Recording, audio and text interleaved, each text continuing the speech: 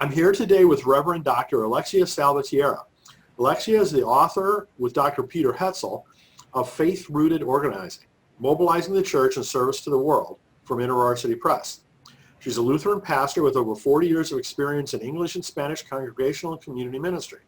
She serves as assistant professor for the School of Intercultural Studies at Fuller Theological Seminary, as well as coordinator of a professional certificate program for Hispanic pastors and church leaders at Fuller's Centro Latino. She serves as a consultant with a variety of national and international organizations, including World Vision and the Christian Community Development Association. Alexia has been awarded the Fuller School of Intercultural Studies 2019 David Allen Hubbard Achievement Award, the Changemaker Award from the Liberty Hill Foundation, and the Amos Award from Sojourners. So Alexia, it's really wonderful to have you here with us today. Thanks so much for joining us. Wonderful to be with you, Brian. So maybe to start, you can just kind of share with us your view of the state of the country right now. Sure. I don't think there's anybody who doesn't know that we're in trouble, right? I mean, the whole world is in trouble, and we're part of the world. And we're not doing as well as some parts of the world with this current crisis. And the current crisis, of course, is both a public health crisis and an economic crisis at the same time. And I think it's very unclear how bad the economic crisis is going to get. I mean, I think economics is very mysterious to many of us. Even those people who say that they understand it, I think it's more of a mystery than they admit. So no one knows how bad it could get, but it could get very bad. And then of course, we're extremely divided, which I know we're going to talk about in a few minutes, as a country. And those of us who can see good in both sides are, increasingly sort of in anguish, cut down the middle. And I would say that would be true of most of the Hispanic community, actually. Mm-hmm.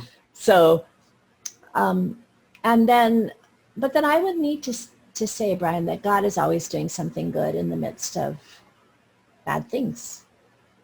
That all things work together for good for those that love God and are called according to his purpose in Romans. So I would say that the really diverse movement against racism right now is really beautiful. I think only history will evaluate it, right? But in terms of, only history will evaluate it. It's all pretty new in terms of that kind of movement. But it's, certainly good is coming out of it already. And then I think that the slowing down of life that has happened for many people during the pandemic is good. The amount of time that families are spending together, the amount of time that families are spending outside walking, or children are riding bikes, or in the park or in nature. I think that, and then, the digital divide is truly impacting the education of low-income children in terrible ways. But it's also true that there are homes that are coming up to speed on being able to enter the digital age that probably never would have been under any other circumstances. So, you can see and then I think that the loneliness itself, loneliness is destructive, right? And I'm talking about not just the loneliness of the individual who lives alone, like me, so many of us who are seniors who live alone at this day and age, but also the loneliness that comes from not being able to gather with large numbers of people, that I think there's something almost physiological about that it's not the same to do church online as it is to be in a room with a lot of people singing, that there's something we lose in all of that, the deep loneliness that begins to happen to us. But I think that the loneliness also causes us to crave connection and community. So, you can see how the Spirit of God works in the midst of it all. Well, it's going to be certainly interesting to see a lot of these things play out. Yeah. As you said, there's been a lot of trends that have been accelerated, due to the pandemic, and obviously a lot of things that have been curtailed. Yeah. Oh, there's one more that I really do need to mention because I think it's a problem. I think one of the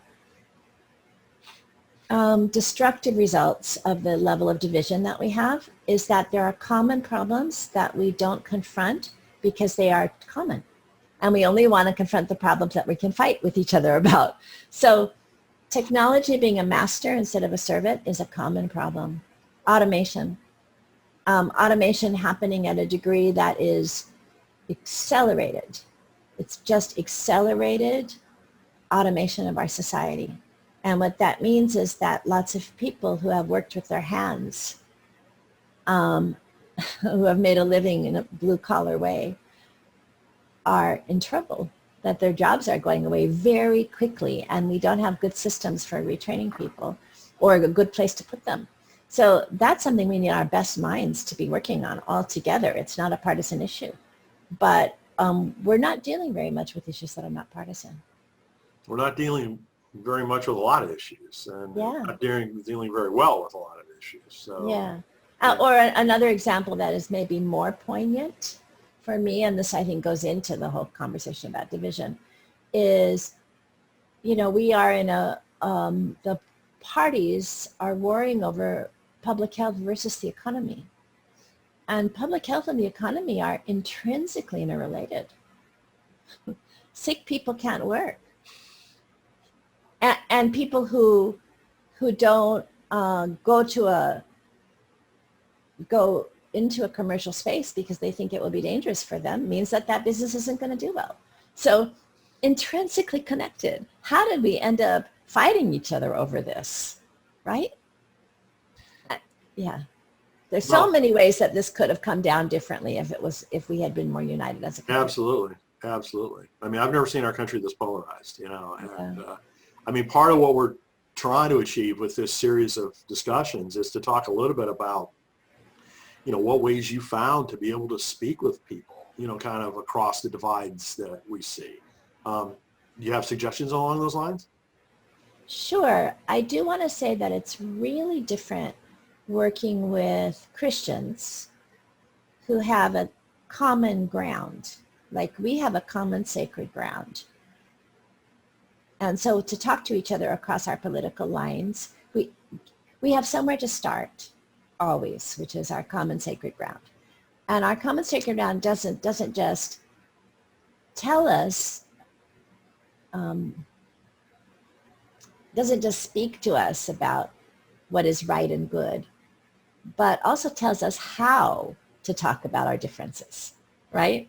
That we have a tradition of reconciliation in Christianity. Reconciliation. God was in Jesus reconciling the world. Reconciliation is core to our faith. So we also have instructions about how to talk about things where we disagree. Not only instructions about what is right and good that are part of a common sacred ground. So it's really different talking with Christians than it is talking with people who don't share that common sacred ground. Now, obviously, talking with people from Abrahamic religious traditions means we share some common sacred ground, not all of it. We share the Old Testament. So there's some, but we need to be able to talk to people that we don't share sacred ground with. And I think that's much harder. But I think if we could even just in the church do a better job of talking to each other and finding common ground, that would influence the whole society. So that's where I tend to go. But I just wanted to clarify that I don't have a lot of prescriptions for how we talk in the public square with each other, because I think it's so much harder. But I do want to talk about how we talk to each other as fellow believers, because we can, right? Much more easily than we can in the public square. Well, I mean, maybe in theory, I agree with you, but it's like, there have been several polls that have shown a high correlation between people who are Christian and people who are racist. Yeah, I mean, I think that okay, so you should know something I think about polls. I think in the modern world, a lot of polls are still done by calling people landlines. How many people have landlines, Brian?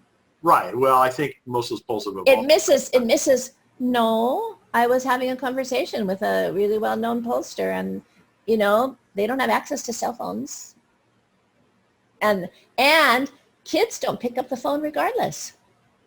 They don't just pick up the phone if you call them. They operate by text, right? I mean, there's been a lot more online polling too that doesn't involve phones of any types. And I Yeah. totally agree with you that none of it's perfect. But I think there's it's, been I several also think, studies that have got strong correlations too. yeah, I also think that people use the word Christian in cultural ways, right? So Christendom is a cultural reality. And it's a cultural reality that doesn't exist in certain parts of the country anymore and is really powerful in other parts of the country. So what do I mean by Christendom? I mean, everybody goes to church. What you actually believe in your heart. Let me give you an example, perfect example. Lifeway research poll just came out asking evangelicals. In Christendom, in those parts of the country, you actually call yourself not only Christian, but evangelical. Although, let me just share the statistic and you'll understand what I mean, is that the poll looked at where people got their ideas about immigration from, or their positions, not their ideas, their positions on immigration. Only 12% of evangelicals got it from the Bible or scripture. Okay, now wait a minute. The definition of an evangelical is a very high view of biblical authority.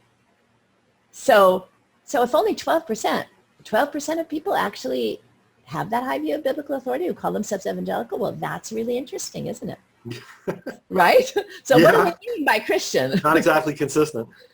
Well, it means that people are using the word Christian and the word evangelical in parts of the country where Christendom exists just to demean that they're part of the community. That this is what the community does, that you go to church. What you're thinking about, how important it is to you, whether it actually influences your position on immigration, for example, is something very, very different. So, I think that the parts of the country where Christendom exists are parts of the country where there are profoundly racist systems and structures that have been that way for a very long time. Right? So, and we all know about implicit bias, right? A lot of research on that. So that when you swim in the ocean and implicit bias is in the ocean, that's what you say. The question is, how fast does that break down? Or how does it break down and how fast does it break down? And I do this work a lot, so I'm speaking from experience. I want to say that you always need that you cannot sit across a table from somebody and have a discussion about the things that form us without having a relationship. You can't have let me give an adjective. You can't have a productive discussion about the things that form us, that go deeper than our conscious minds, without an implicit bias is part of that. You can't have that discussion without a relationship. People are changed in relationship, not by ideas alone. That's my firm conviction. So when I talk about finding common sacred ground together, I spend a lot of my life creating contexts where people can participate in joint mission.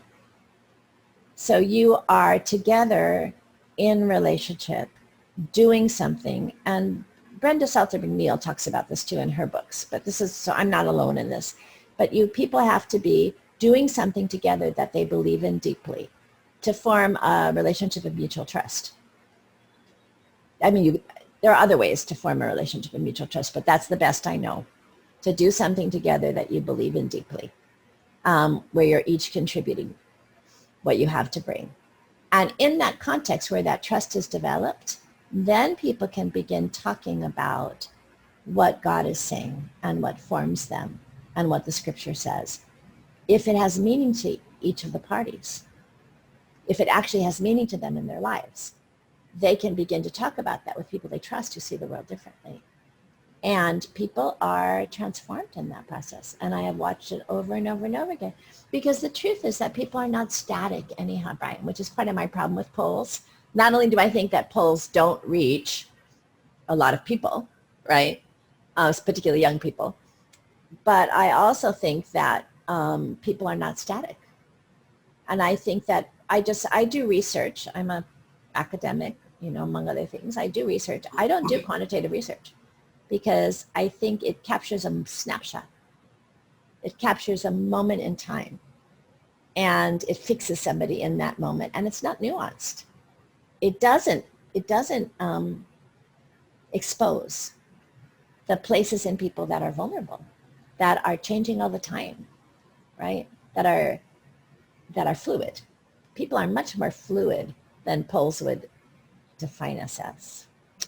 So anyhow, that's what I find is that, and then of course, when we talk about the common sacred ground that we stand on, we have divided up the values that are Christian values in this country. We have divided them up.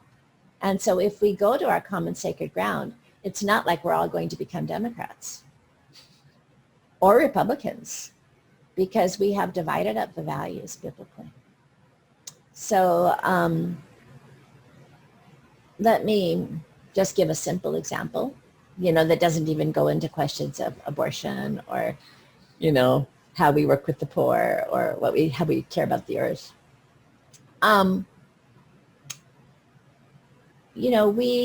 people are going through crisis, and those of us who work with individuals know this well, they need the right combination of support and challenge. They need to be supported and they need to be challenged. If you support too much, you weaken a person. And if you challenge too much, you weaken a person. We know this when we do individual discipleship or formation. We know this about ourselves, right? The iron rule of organizers is don't do anything for someone else they can do for themselves. That's not a Republican statement. That's the iron rule of Saul Alinsky, right? So people need opportunity. They need a level playing field. They need support in moments of crisis, but they need the right integration. So how is it that we've separated that? That there's the people who want really strong social support systems, and there's the people who want freedom and less social support and more personal response. Wait a minute. Personal responsibility and social responsibility, the Bible says yes. Personal responsibility and social responsibility, yes. Not either or. So, wow, what a profound and destructive division. Right? And then victimization is real. Injustice is real. I've spent my whole life fighting injustice. But we are always more than victims. And to live from a place of being a victim doesn't change you or the system. People have to move from victim to hero. And really. And I hear people on both sides making a case for what victims they are without making that inner transition from the person who is being hurt by the system to the person who is about positive and constructive change and capable of it. So, these are, again, biblical principles to say, not are we victim or hero? Well, we're both, right? So in fact, biblically, we would say we're victim, perpetrator, and hero. All of us. So let's be real about that, and let's figure out how we go forward. My daughter and I have this very funny conversation. I have a 27-year-old daughter who is, a wonderful young activist. But she was talking to me about, I'm such an essential moderate, right? So I don't like these really dramatic statements like defund the police. Makes my hackles go up. I want to create better security systems for our, right? Sure. Right. Anyhow, so my daughter was like, Mom, I've been thinking a lot, and Sometimes you just got to tear it all down, burn it all up, and start from scratch. And I said, I can understand the impulse to do that, Mija. But do you really think that your friends who want to do that are actually wiser and better people than me and my friends? You guys, you think you can do such a better job? And she just started laughing. I mean, she knows my life and my work and the work of the people I work with. It's like, no, the truth is that we carry our sin with us no matter who we are. No one's going to create a perfect system. And and that's a biblical view. We are sinner and saint at the same time. There's no perfect place to go.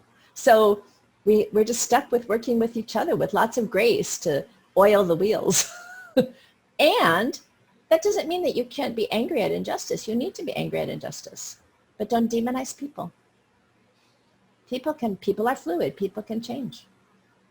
So I really like what you're saying about, the need for trust, before you can have some of these other, tougher conversations. Yeah.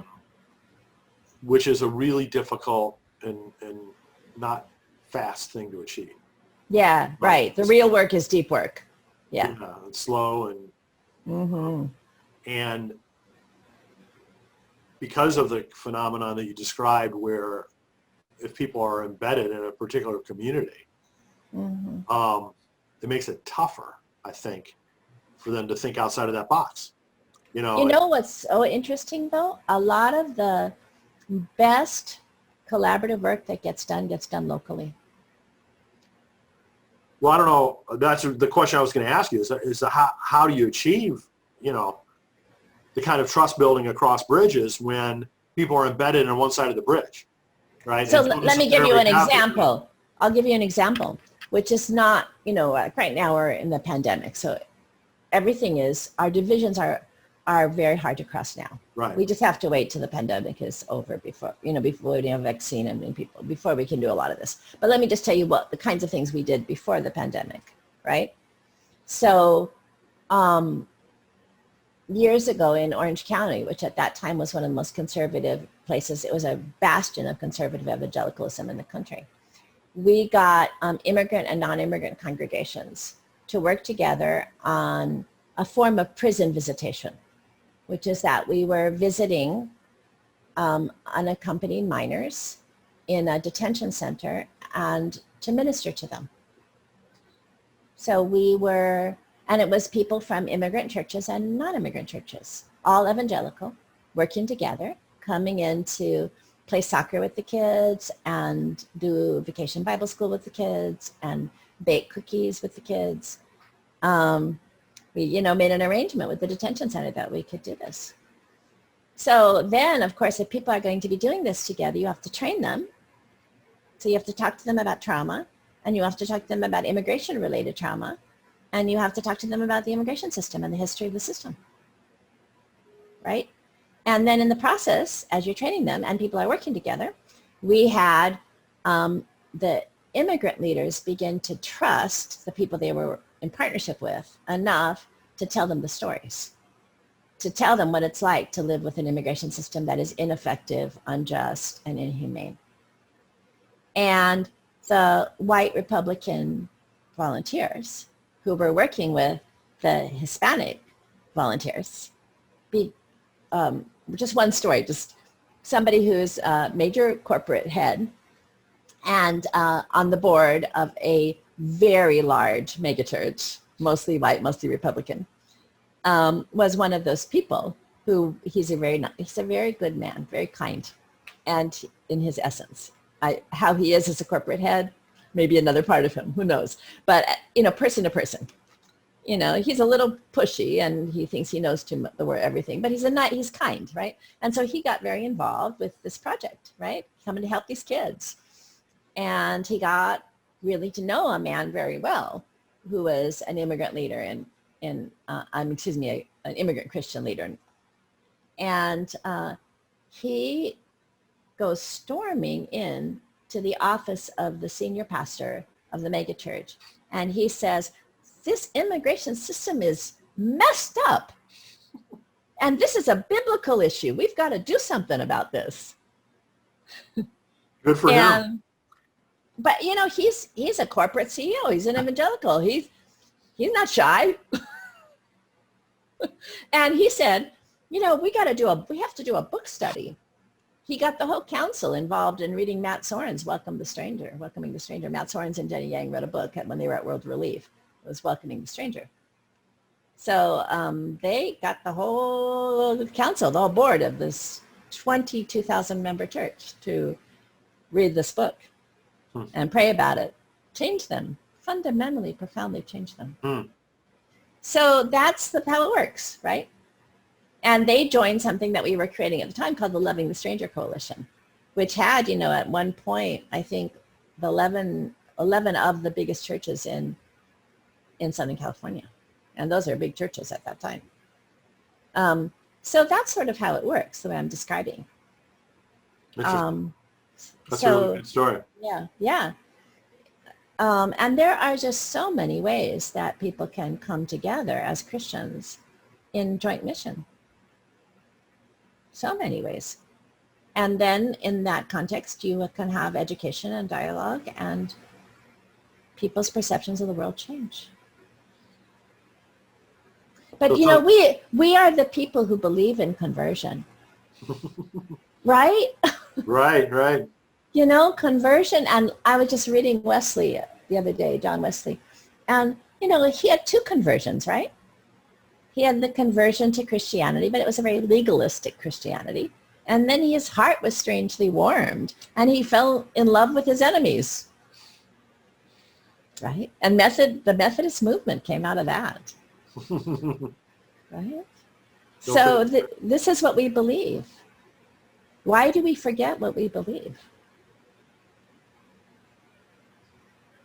So it sounds like, your recommendation for religious leaders would be to do a lot of partnering and collaboration. Yes, that's exactly right. Across the lines. Common mission, Common mission, right. And then you do have to have the conversations, the hard conversations. But if you have a basis of intimacy and trust, you can have those conversations much more productively.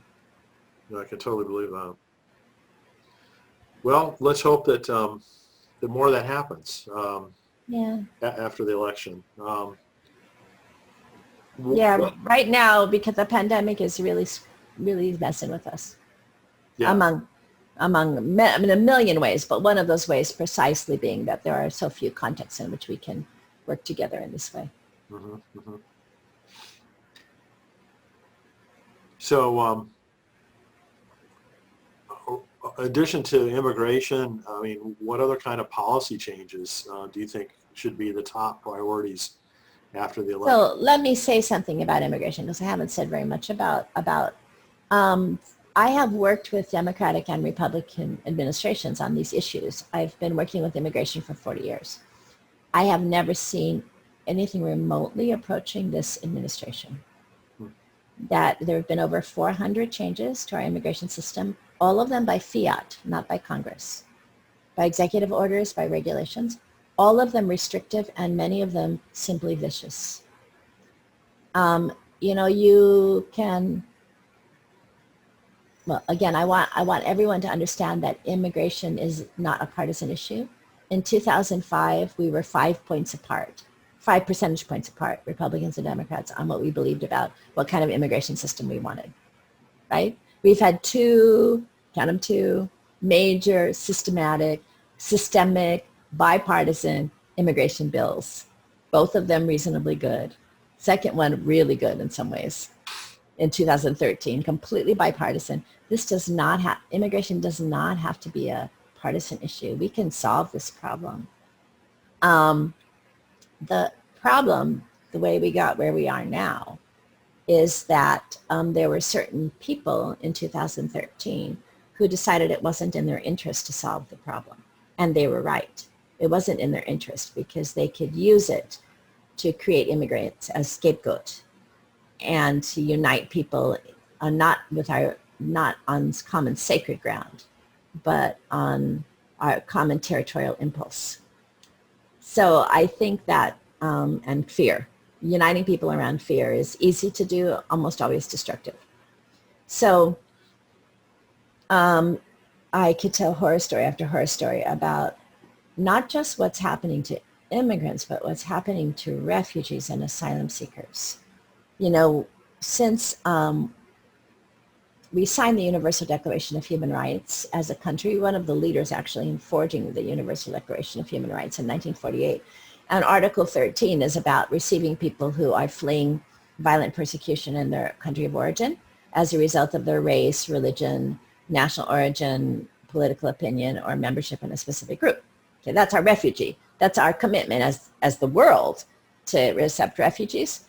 We, over that time, except for during the 9/11 time, which was, we stopped, but since 1965 until now, we've accepted somewhere around 60,000, an average of 80,000 a year of refugees. And then if we count people who ask for asylum at the border, which is the same criteria, but it's just where you ask for it, we've accepted about 20,000 a year. So about 100,000.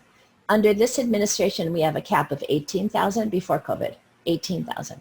So what happens we have the greatest refugee crisis in the world right now that has ever existed. Refugees, by definition, are people who will die unjustly if they don't have a place to seek refuge in. That's an outrage for Christians. I don't care what your political stripes are. That's an outrage. That has to change. So it's not even just the reform of a broken immigration system. It's the viciousness of the current policies that has to change. I certainly agree with that. So that's a big one. I think that I believe in the importance of international collaboration. You know, one of there's always a tension around individual and community, and which individuals we trust with freedom and which ones we don't. You know, those of us more left tend to trust poor people, and those of us more to the right tend to trust rich people. But everybody is sinner and saint. And we always are looking for that balance of freedom and, you know, and structure. So, you know, yes, there's competition is real. Yes, collaboration is real. But in total, we are one world now. We are an intertwined world. And we cannot operate as if we are a nation state that can win in every way by separating from the rest. You know, and whether it's Bernie Sanders or Donald Trump, I think that protectionism is not, in the end, going to save us, particularly when we talk about the tension between environment and economy, which is another one of those tensions that's, you know, we can't pit them against each other because they're interrelated. But, you know, pulling out of the Paris Accords, you know, I mean, it's really, we really need wisdom around how to be one world and how to do international collaboration well, really terribly, desperately, around these issues, around public health and the economy, around environmental concerns and the economy, you know, and then around international peace. I think the only way that you can, you know, defend against a Hitler is international collaboration, not the United States trying to individually bully another country. It's like, it's just not going to work, right? And if anything works, when we're trying, the 21st century is the age of non-governmental actors acting like governments, whether it's MS-13, whether it's ISIS, you know, is how can we deal with non-governmental actors that are in multiple nation states if we don't all work together? To me, it's pretty logical, right? Just pretty logical. So, you know, I think that we've got to work internationally, we've got to work in collaboration, and we've got to have leadership that understands how to do that well in a way that isn't naive, right? A lot of what I have trouble with about people who aren't just moderate is that they talk in ways to me that are naive. You know, we really have to take seriously human sin. and human sin and grace and being made in the image of God. Like everything is nuanced. Everything is nuanced. If we're going to be real. We tend to prefer the simple lies. Yes, that's right. We prefer, I mean, I had a friend, just let me talk a little bit about a police reform, which I think is critically important. I think that building systems that are just and not racist is really more possible now than it's ever been. So let's do it. Man, let's take all this energy and let's do it. But to do it, I think we have to be not naive. So I had somebody ask me to support a bill that was about defunding the police and moving funding over to nonprofits for certain aspects of what police do that are really not what they should be doing. Okay. And so I ran homeless programs for 13 years. And I ran homeless programs that used a community development and empowerment model. So we were working with homeless people. We weren't treating them like children. We weren't good children or bad children. We were working with people. And we were working with a lot of mentally ill people, who had been released and had nowhere to go. And we were working with them as full human beings. So we had an empowerment model. And we did a lot of the things that people want to turn over to nonprofits. We didn't bring in police to solve mental illness issues. We dealt with those issues, right? And we dealt with domestic issues, and we dealt with addiction issues, and we dealt with all the kinds of community violence that we could deal with. We had social workers trained, we had leaders from the community working with us. And let me tell you that there were some times when we needed police.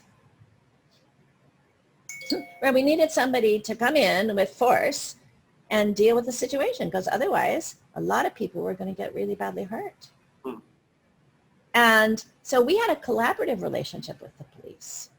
We worked really hard to build that relationship so that they trusted us to take care of things and to call them in at the right moment if we needed them. And when we called them in, they came right away because we had a collaborative relationship. And so because we weren't naive, that sometimes you need somebody's sanction to use force. Because human beings can be really scary and when they're out of control, and they can be really dangerous. And so the world's not black and white. There's a lot of gray. Is that what you're saying? There's a lot of nuance. I said to this man, I said, I support this bill in the sense that, yes, I think funding needs to go towards developing these alternative ways of dealing with these issues. I'm in. But I won't support it as a way of doing something completely independent of the police, because it's being set up as a series of pilots. I said, the pilots are going to fail. They're going to blow up. From speaking as someone who's worked on the street for years with gangs and homeless folks, it's going to blow up if you don't have a collaborative relationship with the police. And so I'm going to testify to that at the same time as I testify to how much people in communities can do on their own that's less racist and more empowering, right? And, and how you build these kinds of teams. I can testify to all of it, but I'm not going to say that the naivety of saying that we don't need police. And in fact, like the woman in Seattle, the police chief who had just hired she's an African-American police chief who just resigned because the last 100 police she hired were people of color. And because they took away half her budget, she had to, the last hired, the first fired, she lost all those 100 police of color. That was totally predictable, because that's what it means to defund the police if you don't do all the other pieces that talk about how you're going to create a better system on the other end. So anyhow, that's the complexity to me of how we have to see things, which as soon as we start yelling at each other, we're not capable of seeing the complexity. We're just not capable. And this needs to be the active role of the church, is to keep a cooler head rooted in a compassionate heart.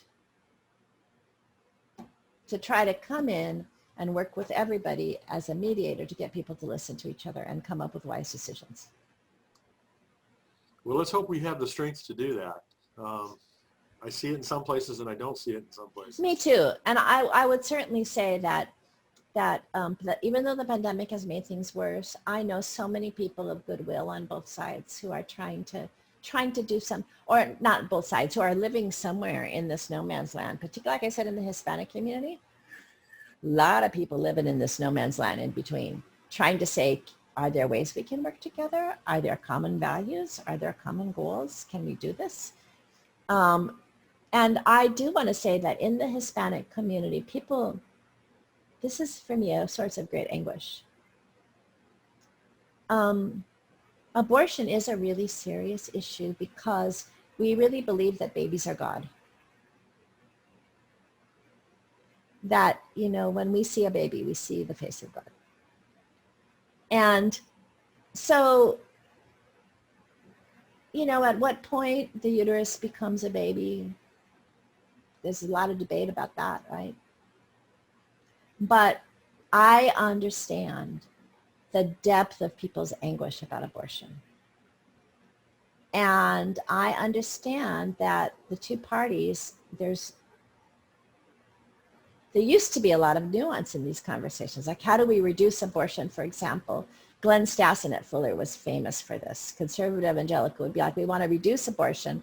When the best way to reduce abortion is to give people the freedom to have an abortion, but then to give them lots of resources that allow them to have children and care for them. Boom, it actually works. It lowers abortionists. So there's a lot of conversation we could have, but right now the two sides are so far apart. And the Hispanic community, which tends historically to support government support of the poor, to support care for the earth, to support immigrant justice, to support anti-racism, right? The Hispanic community tends to support all of that, but profoundly anti-abortion. What's going to happen? What's going to happen? Right? So can the Democratic Party be a big enough tent to let us in? So I think... I know there have been some specific efforts around that, but I'm not close enough to it to know where that's right. about. And yes, I pray for that all the time. I understand also, let me say, Anne Lamott has a great essay about this where she's very angry with people like me on this issue, just furious, because I am so sort of created physically, emotionally, that I empathize with everybody and I can empathize with her. But she talks about having an abortion when she was young, and how much of the anti-abortion stuff is patriarchal, and how much, and she's just so angry that people like me aren't more supportive. And so I can empathize with her. I can empathize with everybody. But, I also do see the face of God in every baby. It's not an easy issue. There's no question about that. Yeah. So this has really been wonderful, Alexia, and I really appreciate the depth of your insight into some of these very complex issues. Maybe just to finish off, if there's one outcome that you'd like to see after all this election is over, what would you boil it down to? Well, okay, one of the things I have not talked about at all now, and I've been just slowly realizing how important it is to me, is democracy. So for years I would get impatient with people who would work on sort of the nuts and bolts of democracy, because I would be like, oh, come on, that doesn't get anybody's blood moving. Like organizers who would focus on like the nuts and bolts of what makes a democracy work. I'd be like, no, talk about the issues that we care about, But the truth is that I spent a few years as a missionary in the Philippines under Ferdinand Marcos. And I know what it's like to live in a place where you don't have democracy. And I know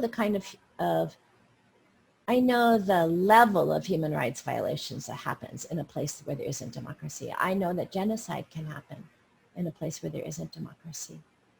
I know why people died to ensure the vote in the civil rights movement, because democracy is the bottom line. It's the bread and butter. And I think that this current administration has been eating away, eroding at the mechanisms of democracy. I went nuts around the post office stuff, you know, even though it sounds to me like that whole conversation is being I try to listen to both sets of news media, and sometimes it really doesn't seem like they're talking about the same country. So, you know, what's actually going on with the post office? Like, what are all the nuts and bolts? But I know one thing, which is this guy removed a bunch of, you know, sorting machines, which made the process slower. That's anti-democracy, whatever you call it, right? So, you know, I'm really, really scared that our democracy is being chipped away at. And I don't think that Christians want that underneath, right? I mean, like, do we, especially if we understand human sin, do we want a system that doesn't protect us against the worst in people? Democracy is not a great system. It's just better than anything else we have in terms of protecting us against the worst in people.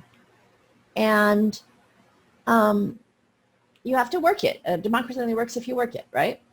All of that being said, but I'm just pray with all my heart that we can restore our democracy after this election, whatever that looks like, whatever it takes. You know, there's a group. One of the things that we've kind of taken for granted, I think, is yes, what you were saying too. It's like, whoa, now we can't. We can't, but it's still hard for the average person to sort of care that much. But you don't, my boy, it's one of those things that you don't care about until it's gone. You know, you have to have had that experience that I had of living in a place where you don't have it and where people can just be disappeared casually. Like you can, I always try to explain that to, particularly to young people who are like, no, we don't have democracy in this country. And, no, nothing's ever good as nothing changed. All the terrible things are still as terrible as they ever were. And, nothing you guys did made any difference. And, I hear all this stuff regularly. And, and we're just as, just like this absolute condemnation of American life and the American system. And I'm like, no, really, I want you to imagine what it would be like if those of us who are all gathered together in this room as activists planning, if the next time we got together next month, a third of us were gone, disappeared and tortured and killed. That's what it was like to live in the Philippines under Marcos. It's like, no, that's not what's happening here. That's not what's happening here. And we don't ever want that to happen here. But it's a slippery slope. So that's my deepest fear. That's what keeps me awake at night. And I remember the last thing I would just say about that is when I was in South Africa, they asked me to come and be part of the Justice Conference in South Africa, which was really a wonderful experience. I got to meet Desmond Tutu. But I stayed in a house with an old white couple. And the man told me he was 9 years old when apartheid happened. And his father was a farmer. And his father had a black foreman and a lot of black employees, as well as white employees and colored employees. And the day that apartheid happened, and most people don't know that in apartheid, they actually took away the real and personal property of black and colored people. They took away their real and personal property, right? Confiscated it. Wow. So this old white farmer, his son, who was 9 years old, came out and he was sitting on a stump and he was devastated and he said, I thought our democracy would save us. I thought our democracy would save us. And the old white man, and President Trump had just been recently elected at that point when I was there. I think it was 2017. And the old white man said to me, you have a white nationalist for president. Don't trust your democracy to save you.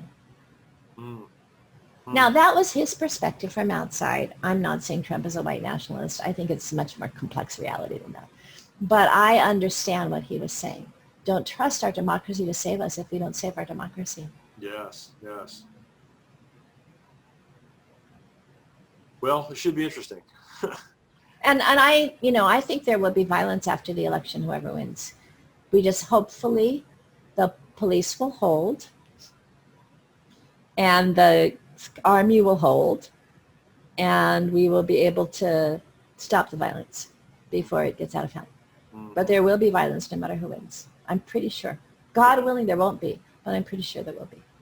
And we will need our police, and we will need our community leaders, and we will need hopefully we won't need our army. But in the Philippines, ultimately the army took the side of the people, and let me tell you, we needed them. Mm. So. Well, Alexia, thanks you again. It's always really interesting to speak with you. And, I'm an odd one, aren't I? No, your depth of thought is just impressive, and just wonderful to be able to share this with all the different folks who are going to be listening and hopefully learning and gaining some new perspectives. And I really appreciate that.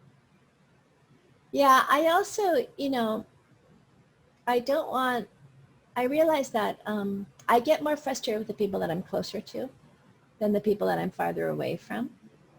And I know it comes off that way, but it's because I am closer, because I love the young activists, and because I defend them. In Matthew 25, we are, which is the organization that I'm in leadership in, along Matthew 25, we're struggling with intergenerational issues, and we're trying to do it really well, trying to do it in a way that respects our young people and respects their perspective. I trust them. They're taking over. I'm old, right? I trust them. They may not do better than us, but they won't do worse. And they may do a little better, because every generation, learns something, right? They may do a little better than us, for sure. So but anyhow, as we're doing it, one of our young people, and they tend to trust me too, even though I'm an old fogey. One of our young people was talking about this intergenerational struggle. And she said, well, Moses had to stay in the desert. They had to leave him behind. And I said, Vani, maybe in the end you have to leave me behind in the desert, but let's not start there. Let's not start with that assumption that I can't support you and you can't work with me, because, I have some wisdom to offer you. And in the end, you will make the decisions, because it will be your world. So just take whatever wisdom I have to offer you, and let's continue to be in dialogue. And that's what I would say to the young activists that I sometimes criticize. I'm clearly on the left side of the spectrum personally. I'm just moderate left. And I'm a person that can emotionally identify with many people, can empathetically identify with many of us who are saints and sinners, I and think right now that's really valuable. Yeah, and see the piece of truth that each person is holding on to. We're lacking. And so I think I'm not repeating some of the intensity of criticism that I also have for people on the right of the spectrum, because I think you'll have plenty of people online talking to you, who will do that. The only thing I think I would say to my brothers and sisters, because I was a little hard on my young activists that I love so much, but on the right, is that it's a slippery slope. It's a thin line between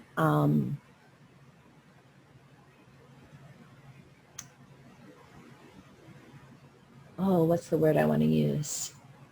It's the respect for property and greed. It's a thin line. Interesting. And again, slippery slopes is how the world is. There's no safe place. That's why we live by grace. But, that would be my challenge, is where are you holding on to power? Where are you holding on to possessions in a way that is in the end all about greed? Greed or fear. We cannot live in fear. That's not what God calls us to. The territorial impulse.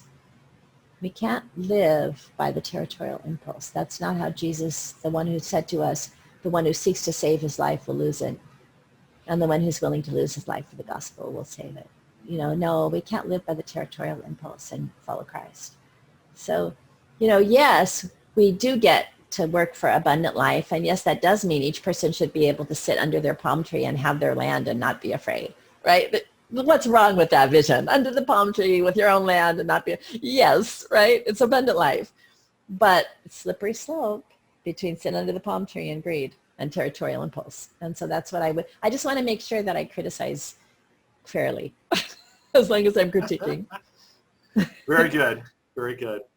Well, Alexia, thank you again. And, please stay in touch. I'm sure we'll have some more conversations, maybe some interesting conversations after the election and see where things stand.